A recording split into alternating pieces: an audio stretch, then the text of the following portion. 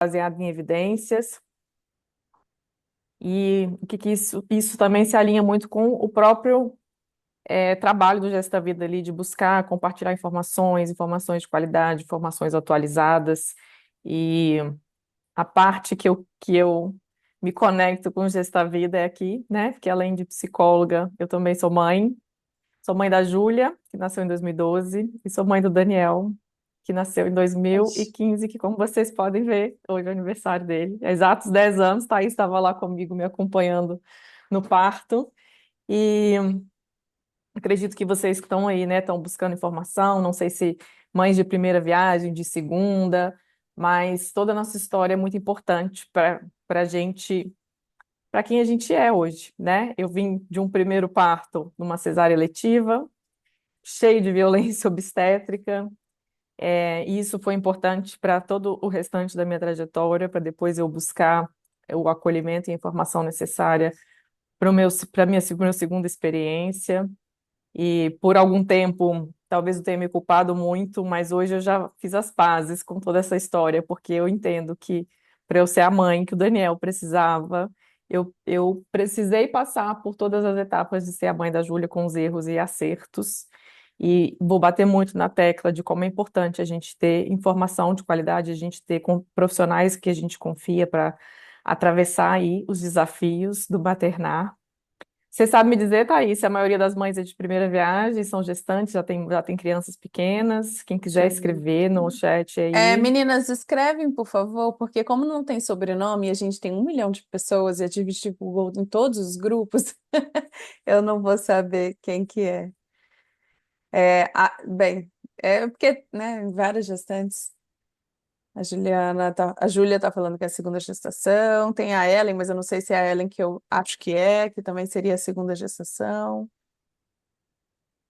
É diferente. Eu vou tentar falar um pouquinho sobre as duas formas de maternar, porque quem é mãe de primeira viagem é uma experiência diferente, tudo é novidade. Pensar no cansaço materno sem ter vivenciado ele ainda, né, é muito difícil, é mais inacessível, assim, em termos, imagino que vai ser difícil, mas você só vai saber realmente vivenciando. E tem como se preparar, tem como antecipar alguns pontos. Quem é mãe de segunda viagem sabe parte do que vai enfrentar, talvez são outros tipos de medo, como é que vai dar conta de dois ou mais filhos, como é que vai conciliar toda a nova rotina, mas tem uma ideia do que pode esperar. É, o cansaço materno, né, é real, a gente precisa falar, é importante falar, todo mundo sabe, mas tá, e o que que eu faço em relação a isso? Tem como eu me preparar, tem como eu é, lidar melhor, atravessar melhor. Então, esse espaço que a Thaís propôs, no primeiro momento eu fiquei pensando o que que dá para falar, né? Mas é um universo de possibilidades dentro do cansaço materno.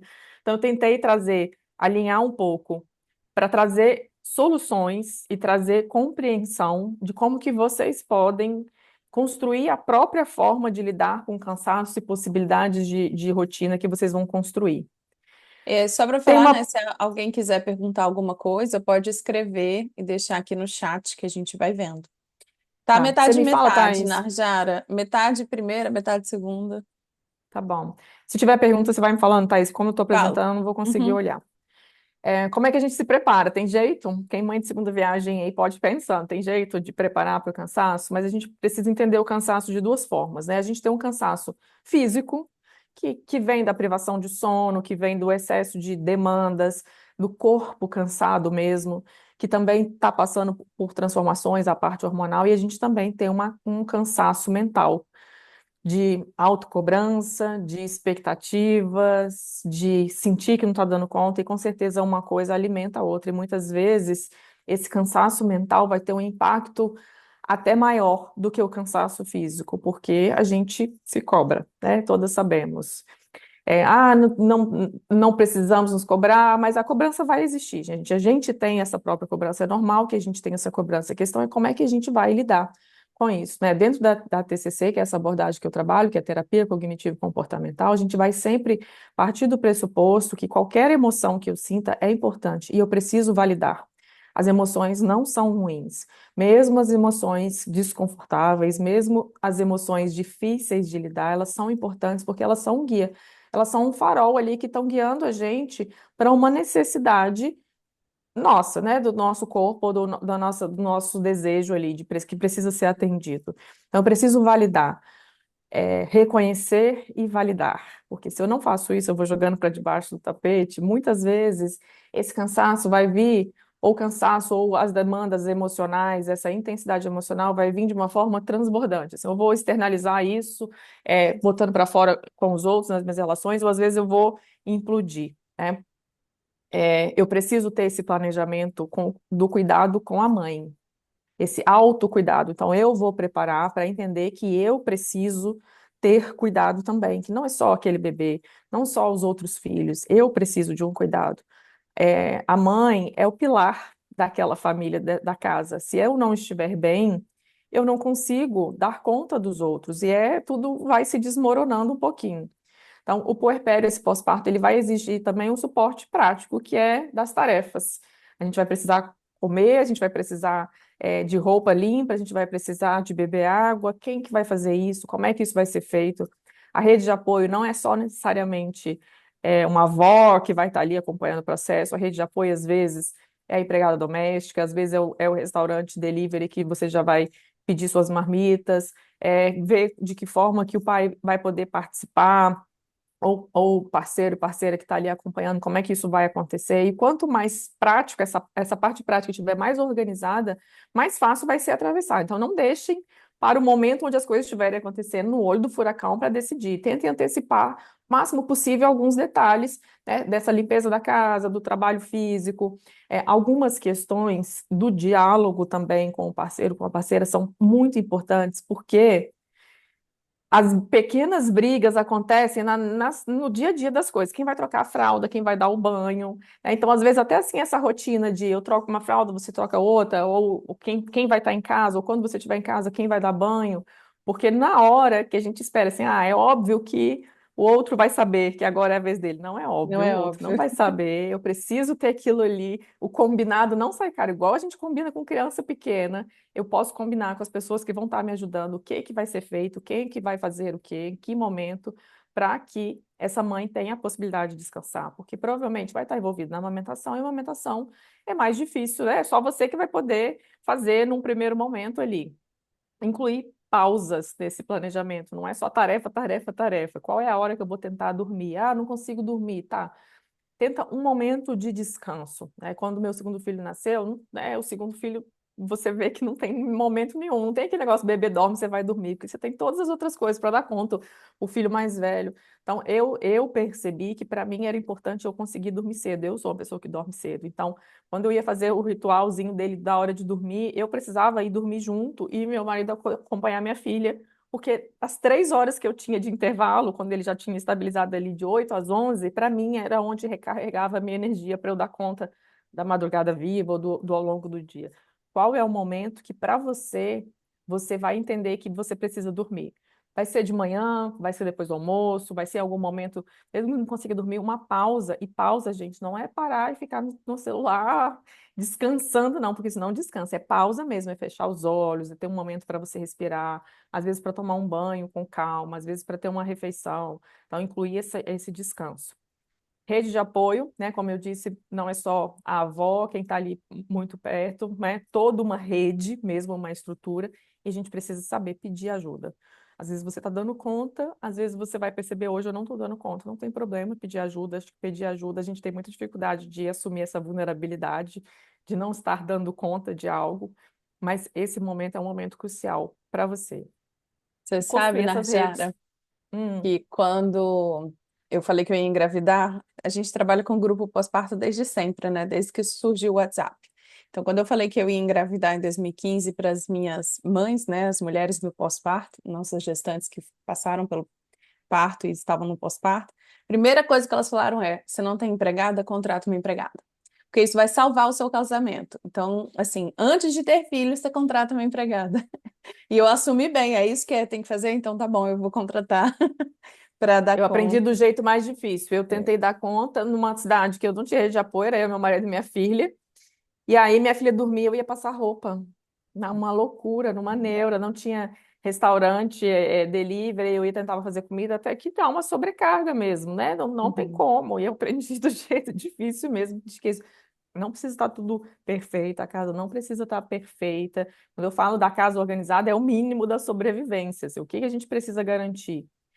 Para nossas emoções não desregularem muito, então, quando a gente está no pós-parto, a gente já está num estresse. Então, pensa que o equilíbrio, eu estou aqui, está tudo funcionando bem. Quando eu estou um pouco desregulada, eu já estou aqui. É quando eu perco o controle, eu estou aqui em cima. Se eu estou o tempo todo aqui no meio, é muito mais fácil eu perder o controle. E o pós-parto já é isso aqui, por causa das alterações hormonais, por causa da privação de sono. O que que deixa a gente aqui?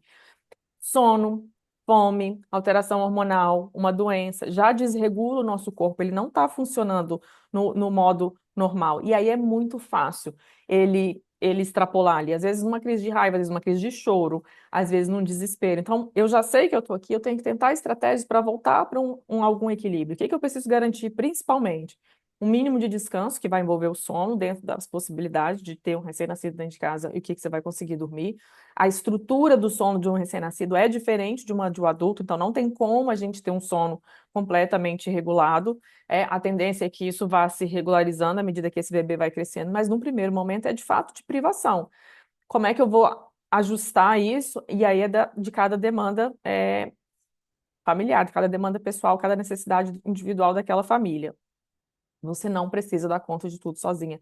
A maternidade não é sobre perfeição, é sobre presença e sobre tudo que você traz junto. Tem gente que vai ficar super bem com a privação de sono. E aí vem os prós e contras dos grupos, né? Porque tem grupo, o grupo eu acho que é sempre positivo, porque você tem um acolhimento de pessoas que estão passando pela mesma coisa que você. Por outro lado, algumas pessoas podem levar isso para uma comparação. Era muito comum, né, o nosso grupo lá de trás, quando as crianças eram pequenas. Eu estou no grupo até hoje, tá, gente? São minhas amigas, os 10 anos de amizade do nosso grupo aí. Chama Gesta Vida agora o grupo? É, né? Isso, eu confundo. Nossa, era Florescer. A gente fala Florescer até hoje, mas é Gesta Vida. Da comparação, né? Ah, eu durmo, o outro não consegue dormir, o outro fica bem com o bebê mamando, o outro não tem problema de dar forma. Tudo isso pode gerar uma comparação e eu preciso olhar para mim. Qual é a minha necessidade? Quais são os meus valores?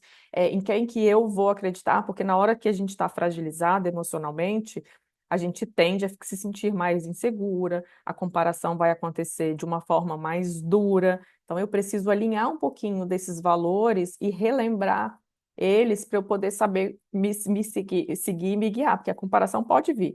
Ah, meu bebê está ganhando peso, o outro está ganhando muito mais peso, e é aquela comparação que também adoece. Isso também gera um cansaço, que é esse cansaço da sensação de não estar dando conta.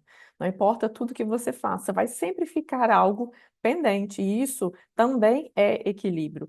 Equilíbrio, eu falo que é oscilar entre os extremos e às vezes a gente precisa escolher qual pratinho a gente vai segurar rodando. Algum vai cair em algum momento, a gente não pode deixar o mesmo cair. E as mães têm essa tendência a se anular em prol dos filhos, em prol da família.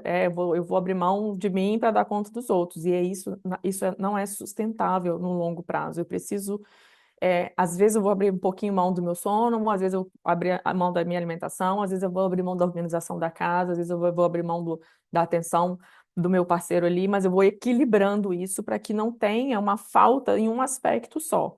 Eu preciso dividir, porque, né, somos só uma, a gente precisa. São muitas tarefas para uma pessoa só dar conta. Quais são as principais fontes do cansaço?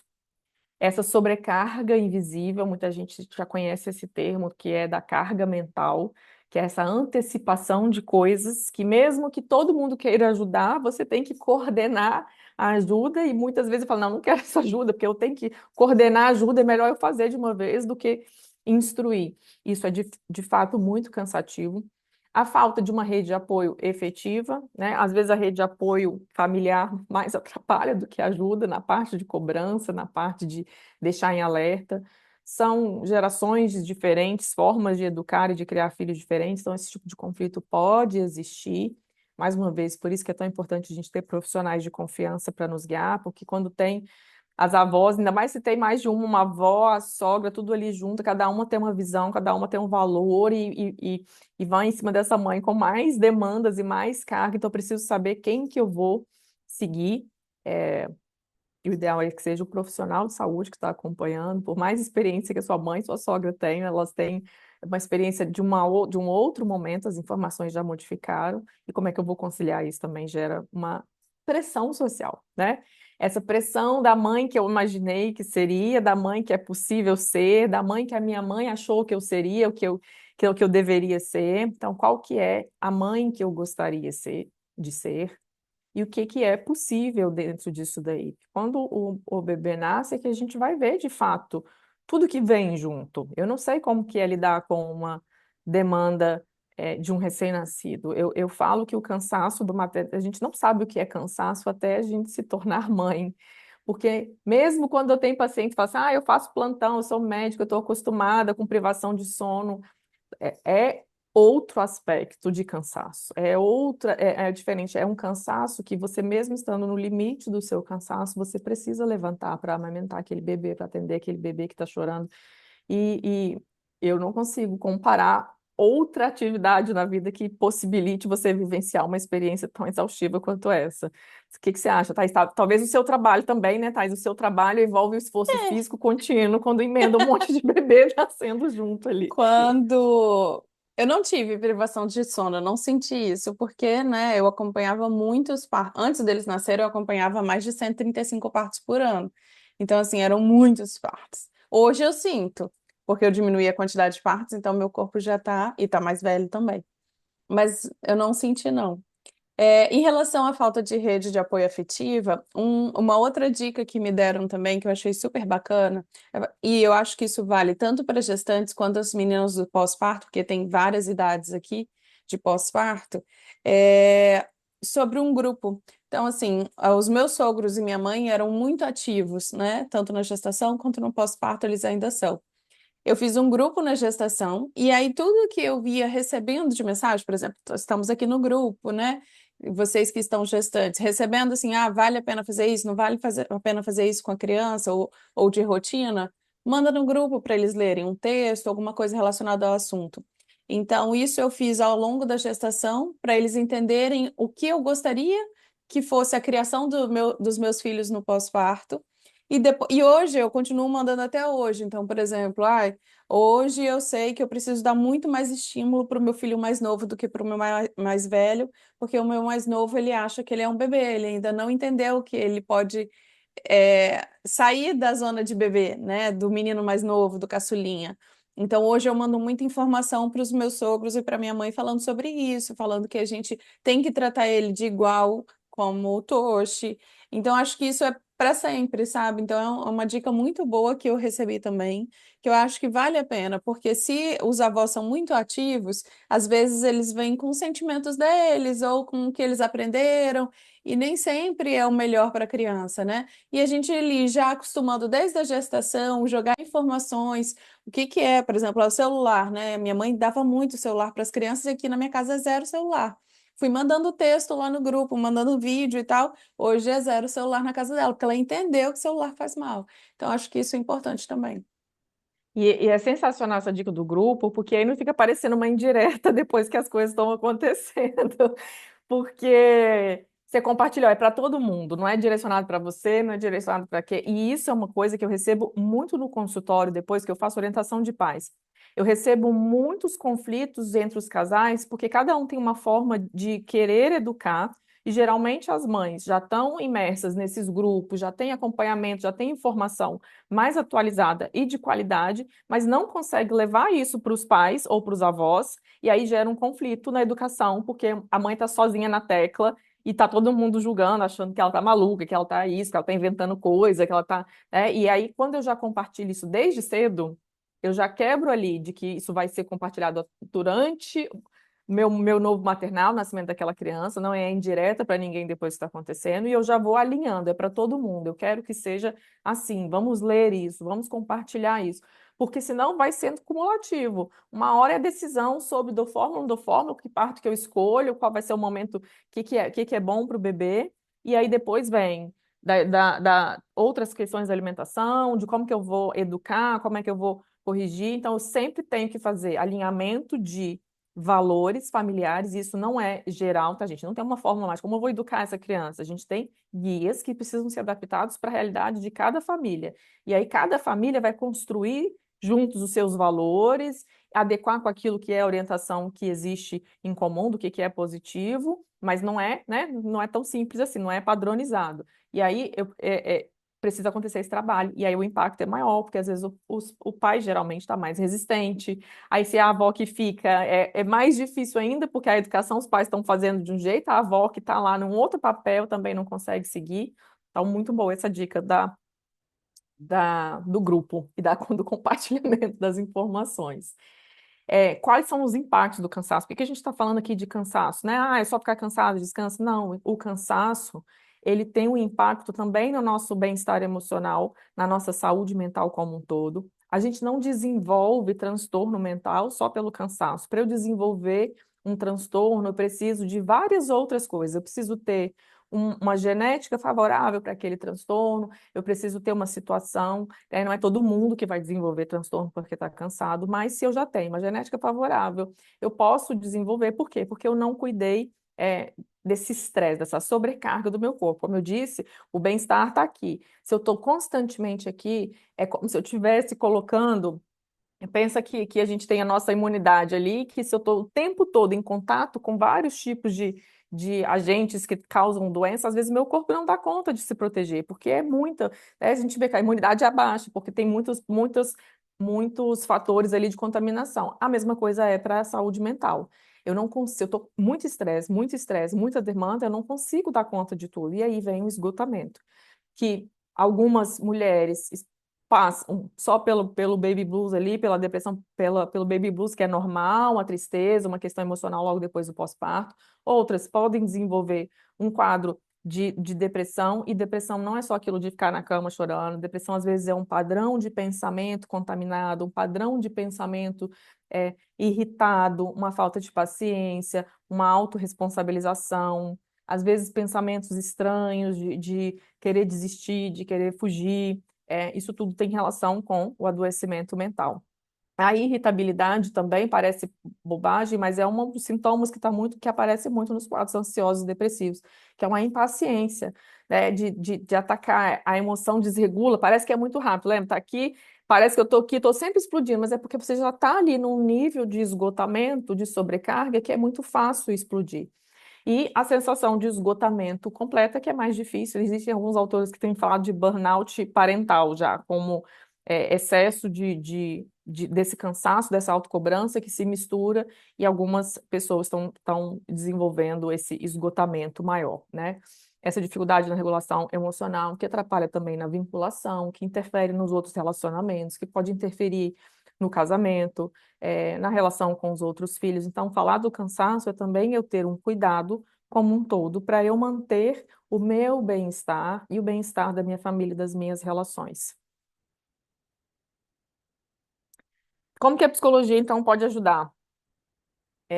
Nem todo mundo precisa de terapia, tá, gente? Não vou ficar batendo na tecla que todo mundo precisa de terapia, não. A terapia, ela é útil em casos onde a gente percebe que sozinho a gente não está dando conta. Às vezes, como uma orientação geral de como é que eu vou, quebrar alguns padrões de funcionamento. Quais são as ferramentas ali da terapia cognitivo-comportamental, né? Que é a TCC, a abordagem que eu trabalho.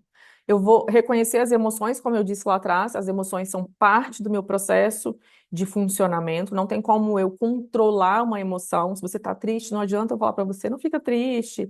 Se você está nervosa, não adianta eu falar, não fique nervosa. Se você está frustrada com uma coisa, não adianta eu falar e você vai conseguir alterar. A emoção está ali porque ela tem um papel. Mas o padrão de pensamento que vem junto com essa emoção pode ser flexibilizado. Então, eu preciso reconhecer quais são esses pensamentos que estão vindo de forma automática, e geralmente autocríticos, que estão contribuindo para aquela emoção estar desregulada. Porque o pensamento ele é construído ao longo da nossa vida com as experiências que a gente vai tendo, com o ensinamento dos nossos cuidadores, eu vou construindo meu quebra-cabeça de como que o mundo funciona. E algumas vezes esses pensamentos estão distorcidos. Eles foram funcionais em algum momento, depois eles deixam de ser, só que eu continuo repetindo um padrão. Às vezes eu acho, mas eu sou muito assim, eu me vejo assim, eu sou irritada e eu assumo aquele papel. Só que quando eu vou ver, não tem nada que eu possa ser que não é modificável, que não é adaptável, que não é melhorado de alguma forma. Então eu tenho que tomar cuidado, que principalmente na hora da desregulação, pode ser que venha um pensamento assim, estou fazendo tudo errado. Eu sou uma péssima mãe. E esse pensamento merece ser uma flexibilizado. Será que por causa de um aspecto que você não está conseguindo lidar, você é uma péssima mãe? A gente generaliza. Geralmente, quando a gente está assim, quem tem filho pequeno vê isso muito frequente, né? Ah, que dia horrível. Acontece uma coisinha assim, né? Tudo é horrível. Eu não gosto mais de você. Às vezes, não sei se você já chegaram na fase que os filhos falam, né? Você não gosto, não, você é muito chata. Por um aspecto, a gente generaliza e tende a é, deixar uma situação que é pequena, generalizando ela para todos os outros fatores. Então, tem que tomar cuidado com esse pensamento. E aí eu faço o quê? Primeiro eu tenho que reconhecer. Parece que é simples, mas não é, porque a gente deixa eles tão automáticos que eles não passam pela consciência. Eu vou jogando para debaixo do tapete. Então, eu reconhecer, por que que eu estou triste? O que está passando na minha cabeça? Eu estou achando que eu não estou dando conta? Esse pensamento é verdadeiro? Se tivesse uma amiga vivendo nessa mesma situação que eu estou vivendo, eu seria tão dura com ela? Geralmente a gente consegue acolher os outros muito bem e somos muito críticas com nós mesmos. Então, fazer esse exercício de eu falaria para uma amiga isso que eu estou falando para mim na minha cabeça. E quando a gente diz falar para uma amiga, não é porque a gente ia passar a mão na cabeça, falar da boca para fora, não. A gente falaria de todo o coração, a gente falaria sinceramente o que que a gente está sentindo, como é que a gente poderia ajudar. Mas quando é em relação a nós mesmos, a gente tende a ter ser muito mais crítica. E aí a gente vai tentar reestruturar algumas desses pensamentos. Eu preciso dar conta de tudo? O que que significa tudo? O que que eu preciso realmente dar conta? Então, eu reconheço a emoção, eu avalio esse processo de pensamento, e aí eu tenho o terceiro pilar da TCC, que é o comportamento, é o que eu faço com isso. Então, sempre lembre dessa tríade, emoção, pensamento, comportamento. A estratégia de enfrentamento é isso assim, o que que eu faço com isso? Se eu estou me sentindo triste, se eu estou sentindo que eu não estou dando conta das coisas, o que que eu posso fazer? E aí eu preciso trazer minha atenção para o agora. Agora, nesse momento, tem algo que eu possa fazer? Eu vou focar nessa ação de agora. Se eu estou sentindo que eu não tive o parto que eu queria, eu estou me sentindo frustrada, existe algo que eu posso fazer agora? Eu vou tentar aceitar que foi como foi, eu vou buscar informações, mas eu vou me acolher. Se eu não estou conseguindo alguma coisa em relação à amamentação, mesma coisa, eu vou focar no que eu preciso fazer agora. Porque também a gente tende a projetar as coisas lá no futuro.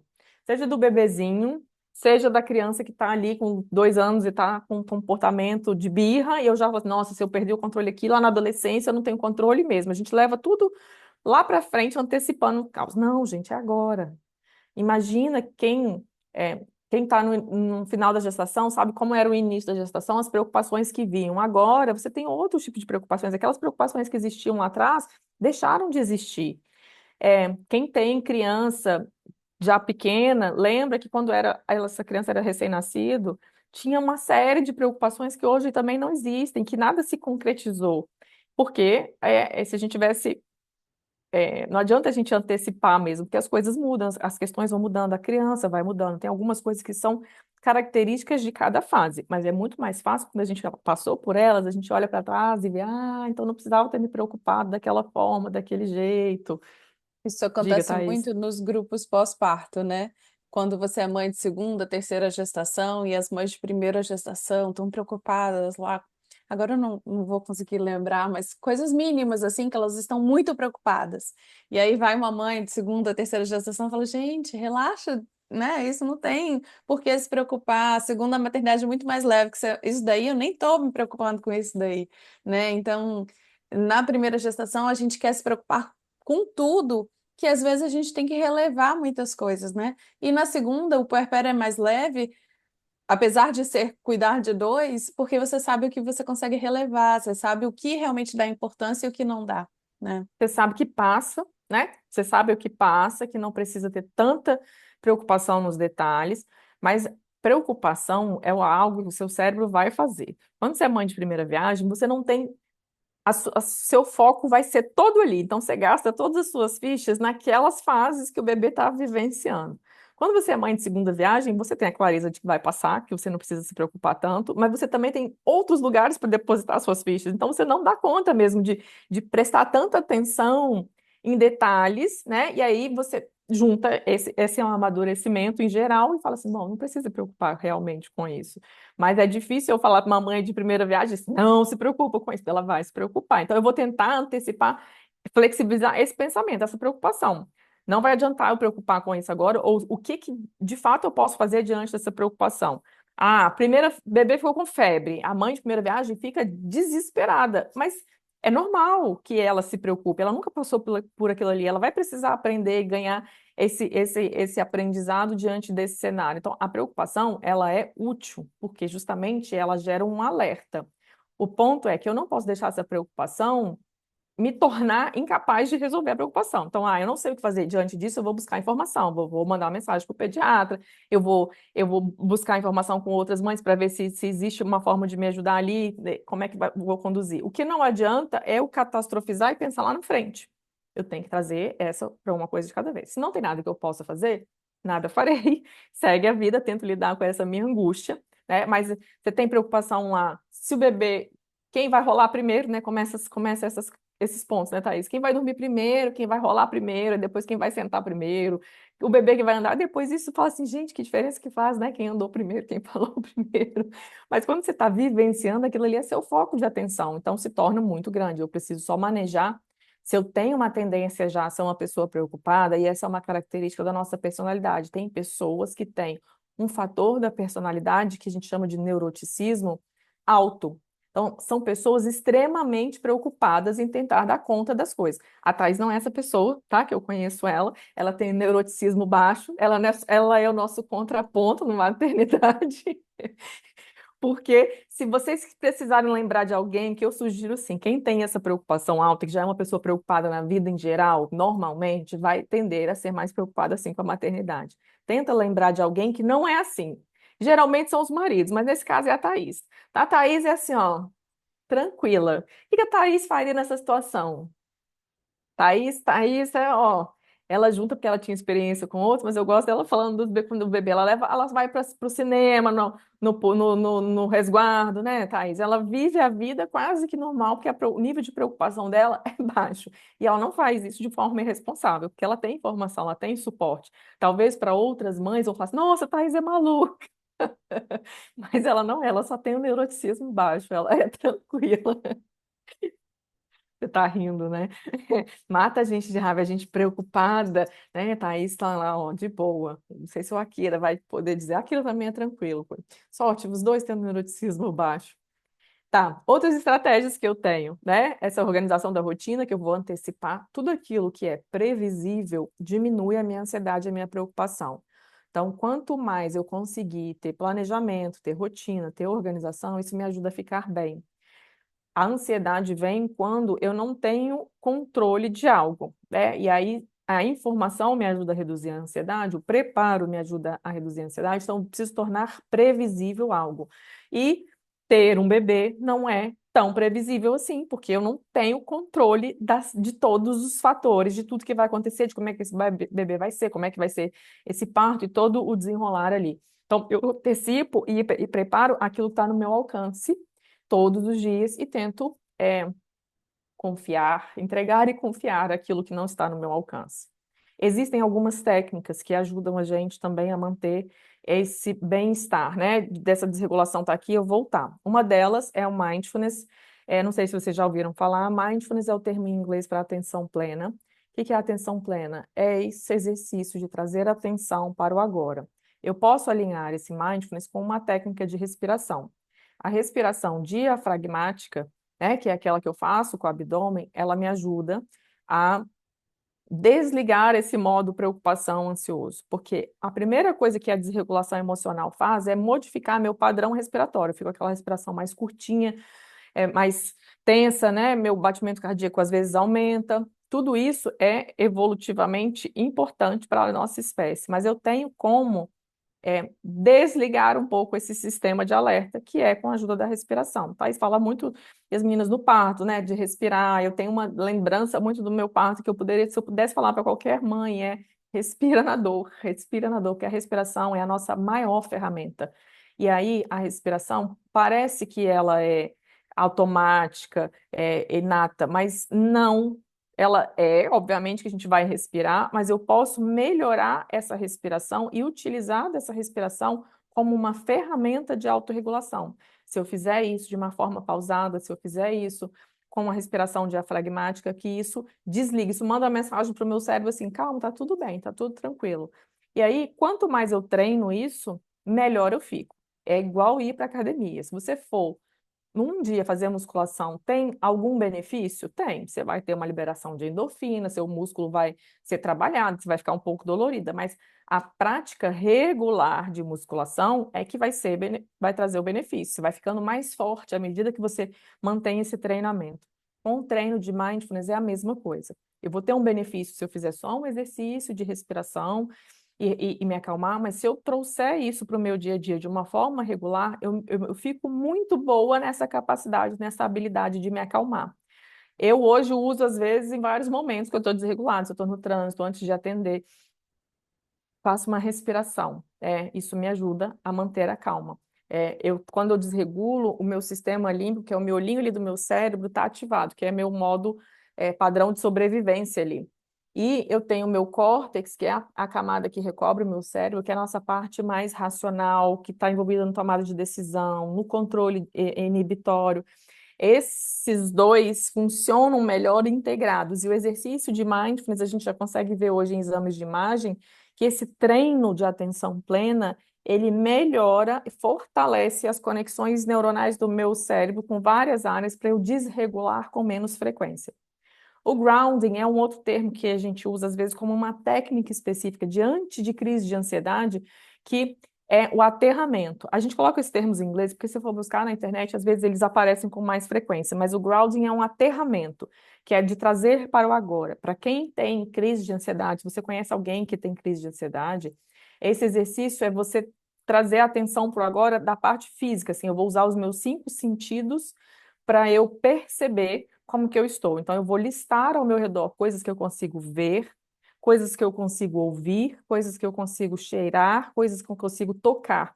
Que isso desliga todo o resto. Pensa que a preocupação e a ansiedade, e se, e se, e se, e se eu fizer isso, se eu não fizer aquilo? Esse grounding, ele força a minha atenção a estar presente, a estar no momento presente. Isso me ajuda a ter mais clareza do que eu faço agora, de como eu faço agora. Ficou clara essa parte? Sim? Depois a gente pode fazer um exercício no final. Então, cuidar de si é parte fundamental, né, da parentalidade saudável. É, estar presente com intenção, então vem já como consequência, eu vou tentar manter a minha mente no agora, mesmo nos dias difíceis. Eu uso uma frase sempre lá no Instagram, que eu uso na minha vida mesmo, que é existe beleza no caos. E às vezes é assim, as crianças estão brigando, está uma confusão dentro de casa, eu vou tentar resolver, mas eu não vou me fusionar com aquela emoção, com aquela sensação, meu Deus, está tudo caos. Por quê? Porque às vezes é a vida acontecendo.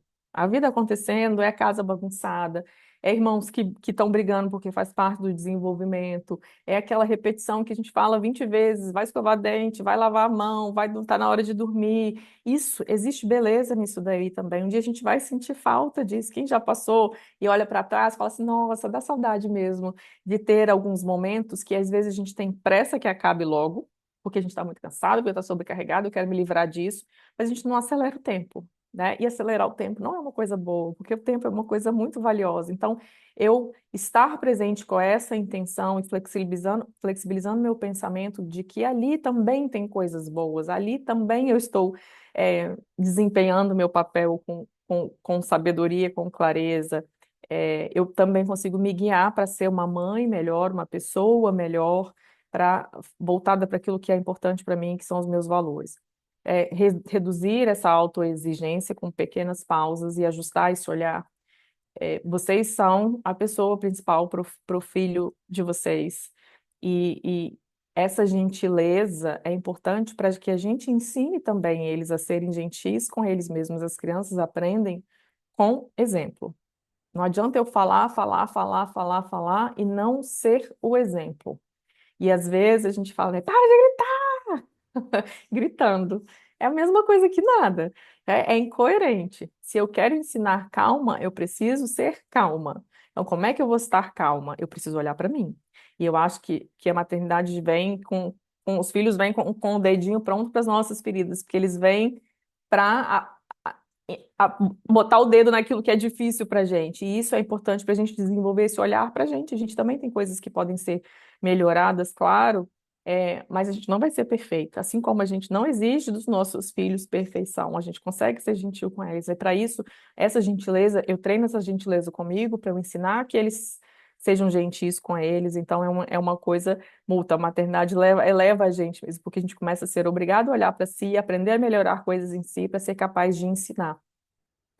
Então, olhar para a gente com gentileza mesmo, a mesma gentileza que a gente oferece para os nossos filhos, a mesma gentileza que a gente gostaria que os nossos filhos tivessem com eles mesmos. Eu preciso aprender isso para ser isso e ensinar isso. Não adianta eu só falar da boca para fora que ele tem que se amar, que ele tem que fazer as coisas, se eu não conseguir fazer isso, eu não conseguir pensar nisso e ser o exemplo nesse detalhe. E aí fica um convite para que é, vocês consigam parar e avaliar do que vocês estão precisando agora nesse de autocuidado, esse treino. Não deixar para depois. Treinar, você está precisando de descanso, está precisando de abraços, está precisando de conversas, está precisando de um tempo para você. E a gente não precisa ser utópico aqui, tempo de qualidade, às vezes é um banho. Tempo de qualidade para mãe, às vezes é tomar o café em silêncio. Tempo de qualidade, às vezes, é ter 5 minutos deitada de olho fechado, às vezes é ir na padaria, dependendo do momento, né? É botar uma roupa e se sentir ali. Eu vou na farmácia. Eu lembro a primeira vez que eu fui na farmácia no pós-parto, foi um evento, era na esquina da minha casa. Mas eu vesti uma roupa, tirei o pijama, passei até um batom. Falei, gente, que coisa maravilhosa voltar a sentir você mesma e não tão acoplado ali. Isso é autocuidado também ressignificar, às vezes, o cuidado, porque esse aprendizado que eu falei, que a gente ensina para os filhos de como a gente se vê, muitas vezes a gente aprendeu também de uma forma equivocada. Se a gente olhar para as nossas mães, a gente pode ver exemplos de que mães que abriram mão de tudo, que se dedicaram completamente aos filhos, ou mães que trabalharam muito porque precisavam. Isso é um exemplo do que a gente aprendeu. E nem sempre a gente precisa repetir esse mesmo padrão, porque a gente sabe que elas fizeram o melhor que elas podiam com as condições que elas tiveram, mas ser mãe não necessariamente significa ser aquela que aguenta tudo, que dá conta de tudo, que faz tudo por todo mundo e que não olha para si. O mesmo olhar que a gente tem de amor por nossas mães, de querer que elas cuidem delas também, que elas tenham tempo para si, eu preciso também aprender, porque talvez eu não tenha sido ensinada sobre isso, sobre esse olhar de gentileza para mim. A minha mãe fala muito uma coisa, porque a gente tem nossos Vale Nights, né, Thaís, os grupos de mães que a gente sai, isso era uma coisa que na época dela era inadmissível, ter um momento para sair com as amigas à noite, não acontecia, ela não tinha isso. E hoje ela vê e ela acha como ela acha importante. E eu sei o quanto que é importante para mim ter esses momentos de respiro com as minhas amigas. Isso é uma necessidade para todas as mulheres? Com certeza não. Mas eu descobri que era para mim e eu faço o possível, às vezes, para não negligenciar essa parte, porque é difícil. Na correria do dia a dia, a gente vai se sobrecarregando e se esquece mesmo da gente. Vou te Buscar falar que os apoio. grupos estão evoluindo, tá? Que agora não é só Vale Night, é Vale final de semana com as amigas. Os grupos Ai, estão em quero, outro nível. quero, Isso com quero crianças também. pequenas. A gente viajava muito com as crianças, que também já é um suporte, né? Ter outras pessoas que estão vivendo a mesma fase que você para compartilhar, porque aí sai todo mundo sabe que as crianças estão chorando na hora da fome, estão com sono, todo mundo se entende, as mães estão vivendo as mesmas questões para reclamar, seja ali do cocô da criança que estão querendo falar como é que está o cocô, como é que está a alimentação, como é que está toda a vida. É muito importante ter com quem compartilhar. O ser humano ele precisa desse convívio social. Isso é uma necessidade. Cada um vai ter uma intensidade desse convívio, mas a gente sobreviveu, nossa evolução foi garantida porque a gente se uniu em grupos. Então, isso é uma característica que foi selecionada. A gente precisa dessa sensação de pertencimento. E às vezes as nossas amigas estão vivendo em outras fases, não conseguem ter ali o mesmo diálogo. Então, esses grupos de outras mães, seja mãe de escola, seja mães de gestantes que estão vivendo a mesma fase, é muito importante. Quando buscar ajuda psicológica, quando estiver muito sofrimento, e esse sofrimento estiver trazendo impacto, né? Tristeza persistente, angústia persistente, não ter espaço para lidar com isso de outras formas, buscar um olhar, uma conversa sobre isso para ter uma avaliação. Seja gentil com você. Obrigada. Deixei ali um link, né? Quem quiser meus contatos. Eu queria fazer um exercício de mindfulness e eu também queria depois ler um texto que eu vi ontem, do Dia das Mães. Não era sobre Dia das Mães, mas é um texto que resume várias falas. Eu acho que foi um carrossel que eu vi de Instagram, e cada uma das frases me tocou profundamente, e eu queria compartilhar com vocês. Vamos fazer o exercício primeiro? Alguém tem um Vamos comentário, tem fazer. uma Alguém quer fazer dúvida? algum comentário, gente? Mas vamos fazer o exercício? Tá. Então, quero que vocês fechem os olhos, fiquem numa posição confortável, respire profundamente, sente bem o pulmão encher. Solta, relaxa o queixo, os ombros, o pescoço. Inspira, enche bem o pulmão de ar. Solta, relaxa os braços, o tronco, o abdômen, quadril. Inspira, enche bem o pulmão de ar. Solta, relaxa os braços, as pernas, as mãos, os pés. Agora eu vou fazer uma contagem. A gente vai inspirar durante 4 segundos, segurar o ar por 3 e soltar devagar em 5. Inspira 1, 2, 3, 4. Segura 1, 2, 3. Solta devagar 1, 2, 3, 4, 5. Inspira 1, 2, 3, 4. Segura 1, 2, 3. Solta devagar 1, 2, 3, 4, 5. Inspira 1, 2, 3, 4. Segura 1, 2, 3. Solta devagar 1, 2, 3, 4, 5. Inspira normal, solta e relaxa. Inspira normal, solta e relaxa. Podem abrir os olhos, dar uma relaxada, né? Eu nem consigo fazer respirando e mesmo assim relaxo. Isso é voltar o nosso corpo para um estado de bem-estar, né? Mesmo fazendo um pouquinho, mesmo fazendo 2 vezes, o nosso corpo responde, ele pausa. E isso, quando a gente treina de uma forma regular, traz muitos benefícios. Relaxou aí, Thaís?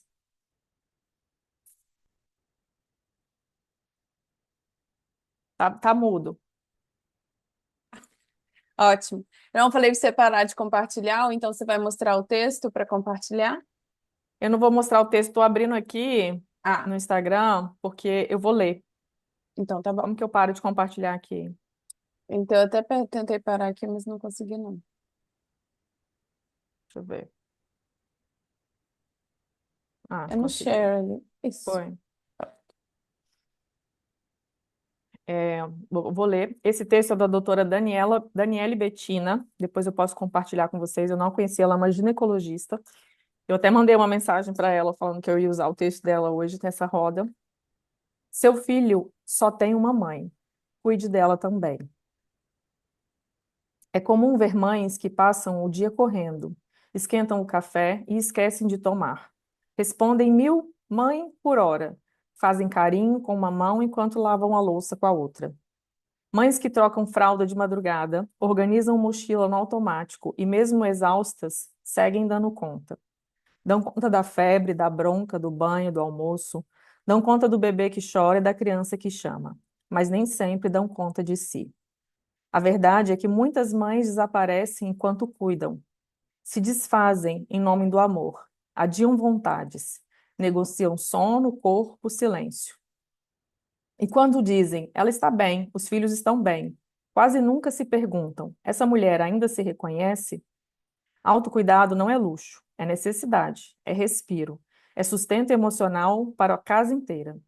Amor de mãe não precisa do sacrifício completo para ser verdadeiro. Cuidar da mãe é proteger a família inteira. E talvez o maior gesto de amor seja esse: voltar a se enxergar, se olhar com o mesmo carinho que oferece, se acolher nas falhas, nos cansaços, nos recomeços. Quando uma mãe se cuida, ela começa a contar outra história, não só para ela, mas para os filhos que a observam. Ela mostra que é possível se reinventar no meio do caos, que existe beleza em reaprender a se amar, mesmo depois de ter se dado inteira. Ela vira espelho, de força, sim, mas também de compaixão, de coragem, mas também de presença. De alguém que ama tanto os filhos que escolheu não desaparecer dentro da maternidade, porque os filhos só têm uma mãe, e essa mãe merece existir por completo, como mulher, como pessoa. Cuide dela, ela é o alicerce de tantas vidas, mas também é a protagonista da própria história. Ela tem o direito e a urgência de reescrever-se. Se isso tocou você, compartilhe, né? Outras mães podem estar precisando disso também. Muito bom. Eu lembro de quando eu estava com câncer, não sei se você lembra, o primeiro mês eu fiquei fora de casa, porque os médicos falavam comigo que eu não podia pegar a doença, que ah, uma infecção poderia ser até mais grave que o câncer e me levar à morte e tal, então eu resolvi ficar fora de casa. E nisso meus filhos ficaram doentes, aí eu falei, agora que eu não vou voltar mesmo, né?